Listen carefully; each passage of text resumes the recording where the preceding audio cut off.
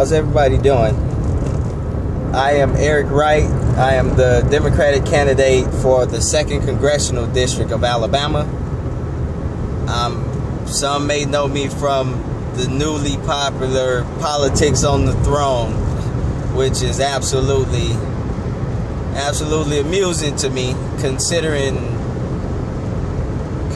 there are so many important things to speak about, or there are so many important political factors that need to be discussed and going over, that when you're speaking something positive, that doesn't get anybody's attention, but a guy sitting on the toilet definitely will. So that's kind of amusing to me. But the great thing is that more people understand that I'm here now. More people understand that I do have something to say. Whether you agree with some of the things I discuss or not, one thing is 100% sure, is that I believe in the Constitution of the United States, and I believe in upholding the law. Now, the freedom of speech, freedom of the press, the right to keep and bear arms, the right for a well-trained militia, the right to petition the government for grievances. These are inalienable rights given to us as Americans. The same as the right to vote. Similar, the right for a woman to choose. Also, the right to education.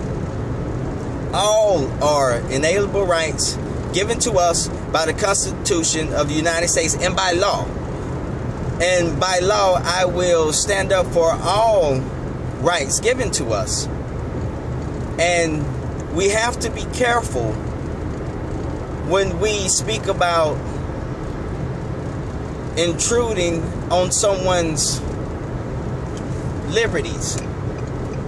Because if we allow the right for a woman to choose to be impeded on, we leave room and opportunity for those that would like to see the Second Amendment abolished to do so, and they will have more ground to stand on.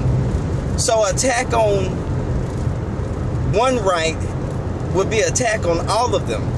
So we must be vigilant to make sure that we protect the Constitution and we protect the laws. Now, if we have a problem with the law, we have the opportunity to petition the government to see if we can get it changed.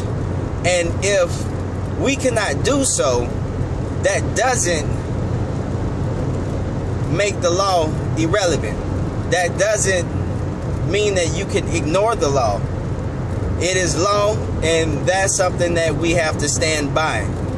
Now, I think the discourse comes in because we don't listen to both sides.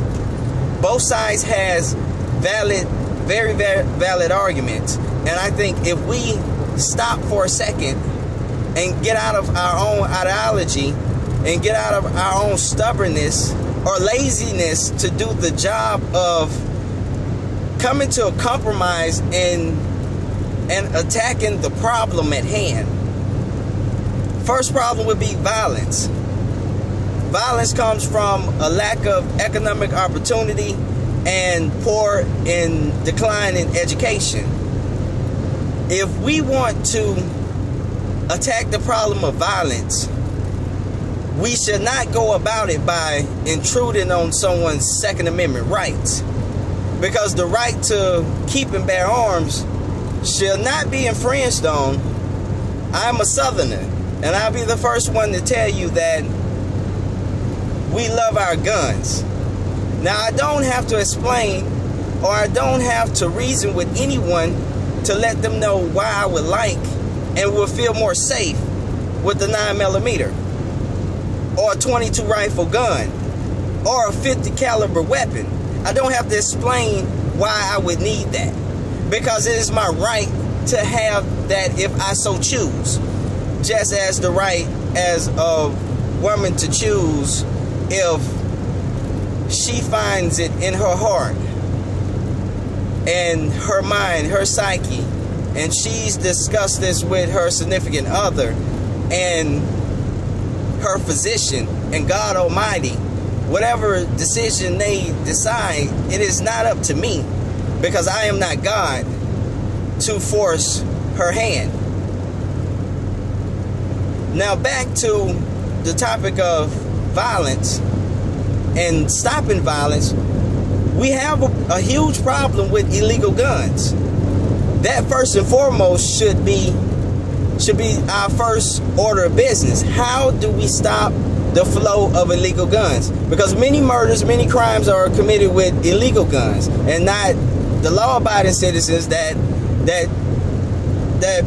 go about possessing guns the right way.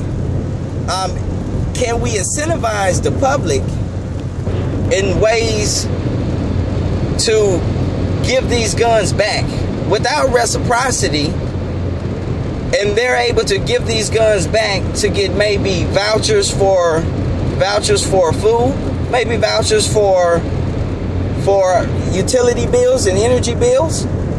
This could be a great step to get rid of the illegal gun issue. Also, with guns, it is not our duty to impede on anybody's rights, but if we can make sure that everyone that would like to have a gun or desire to have a gun understand gun safety, gun regulations, and how to store guns properly, then I think that would be also a great step. But we have to come to some kind of compromise to know that neither side would get 100% of what they want. And we should understand that. But as Americans, we have to stick to the fabric that binds us together. And compromise is one of them. The founding fathers deliberated for hours upon hours to construct such words that can be so poetic to those who believe in the American dream and believe in American greatness, that they constructed it in a way that we should have personal accountability and self-governance. So we want to make sure that we are holding the Constitution to its highest standard, but while doing our solemn duty as Americans to protect the society that we have and to do the right thing.